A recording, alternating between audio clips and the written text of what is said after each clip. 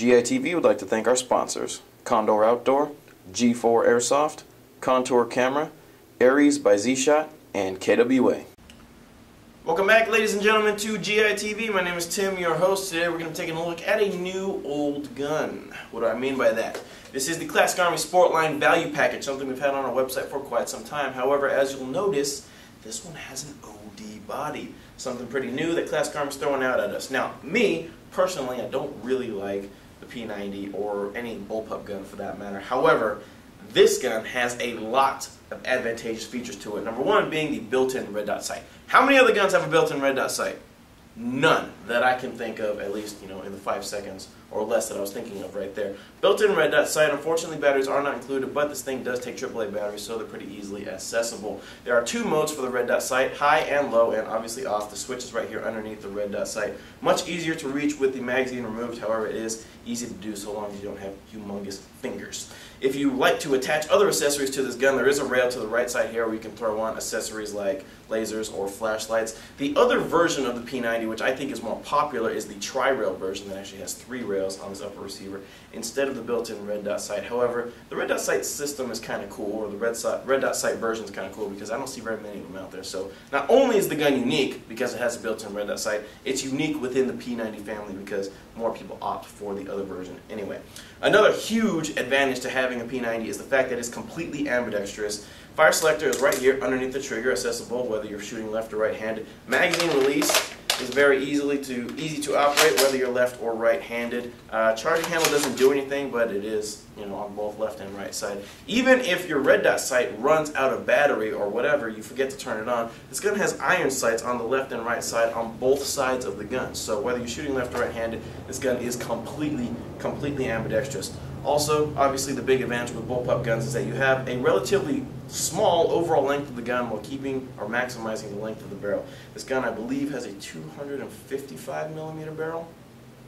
Don't quote me on that. However, the barrel extends from here where the hop-up is to the edge of the barrel right here, but as you can see, the overall length of the gun is very compact. This gun is a favorite for CQB players. However, given that the gun's barrel length is pretty long, you get a carbine length barrel in an SMG, this gun can be utilized, and I have seen people use them for outdoor play as well.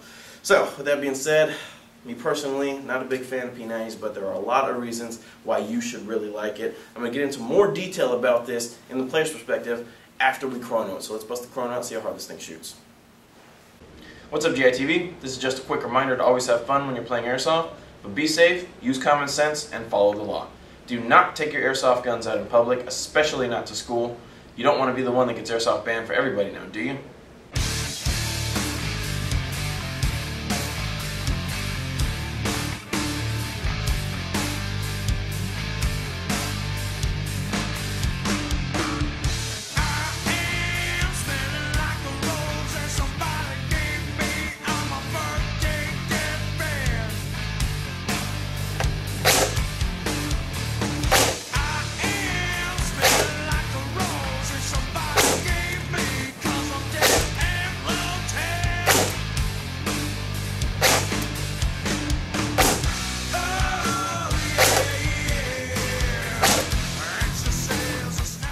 Alright, Bob.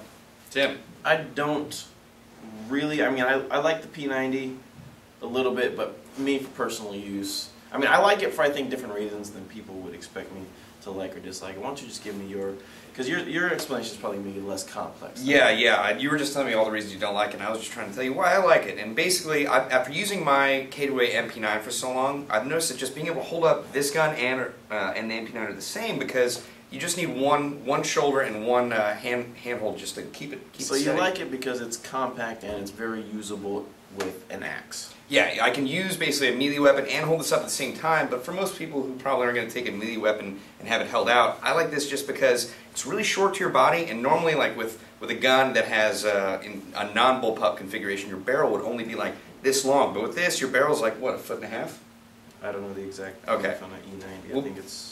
You've got a submachine gun length gun that has a carbine length barrel, so you can play CQB, you can play outdoor field play. The only thing that really restricted on is really long length engagements. So Okay, I get that, and I like that it is a versatile gun. Just for me personally, I've been using an M4 for so long that whenever I use a bullpup gun, because I've used E90s before, P90s, I've used AUGs in games before, it just feels so weird to me, and I end up being extremely inaccurate. Actually, the very first time I used Gene, a friend of ours, I used his P90 in a game one time, and I turned the corner and I saw this guy, I had him dead, like, oh man, I had him so good, I was going to light him up. Except that, well, I mean, it wasn't like he was really close. No, but what happened? Oh, well, I pulled the gun up and I ended up shooting the ceiling because I'm not used to having my hands so close together. Yeah, so I'm used to firing like this. So firing like this, I just didn't have very good accuracy. And maybe that's just a personal problem. But that's one of the reasons why I dislike the P90 or bullpup guns in general, is that I just don't like the feel of them. However, as an airsoft gun goes, I really like the design of this. Now we're going to get into some technical stuff, Bob, so you may want to step aside. Oh, internals. But this gun is actually very easy to disassemble, so if you like to tech on your guns, if you like to upgrade them, very simple. Remove the magazine and push this button right here that's right on the upper receiver, and boom.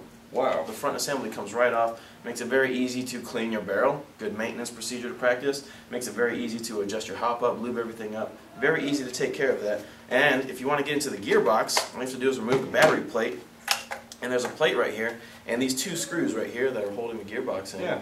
All you need to do is remove those two screws and the gearbox slides right out. So you can literally disassemble this entire gun, basically, down to the gearbox with just a Phillips head screwdriver, because that doesn't require any tools to take off. So, that's just silly. As an airsoft gun, I like the gun a lot because it's really awesome, really easy to get to. Now speaking of internals, this gun does have steel gears, plastic bushings, has a metal barrel. I don't know the diameter on the barrel, but it also has a high torque motor according to Classic Army. So solid internals, even though this gun is a Sportline value package. Value package just meaning it comes with all the extra accessories I mentioned earlier. Yeah, polymer body. So externals probably could be more durable, I guess. You know, a lot of people may critique the gun for having a plastic upper receiver, but the really P90, I mean, it has a plastic body anyway, so the externals aren't far off, and the internals are pretty solid for, you know, the Classic Army value package Sportline gun. Keeps the weight down, keeps the price down, which is most important for me. But what's the price so far? $235 for this gun right here, and like I said, it comes with a gun, high cap magazine, battery, charger, and some awesome shooting glasses from Red Dot Classic sight. Army.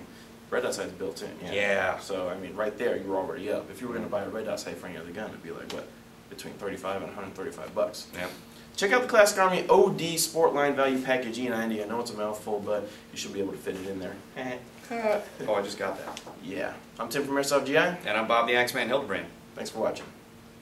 GI TV is brought to you in part by Sig Sauer by Cybergun, Operation Lion Claw's Milsim Series, G&G Armament, KJW, and Javelin Airsoft Gunworks.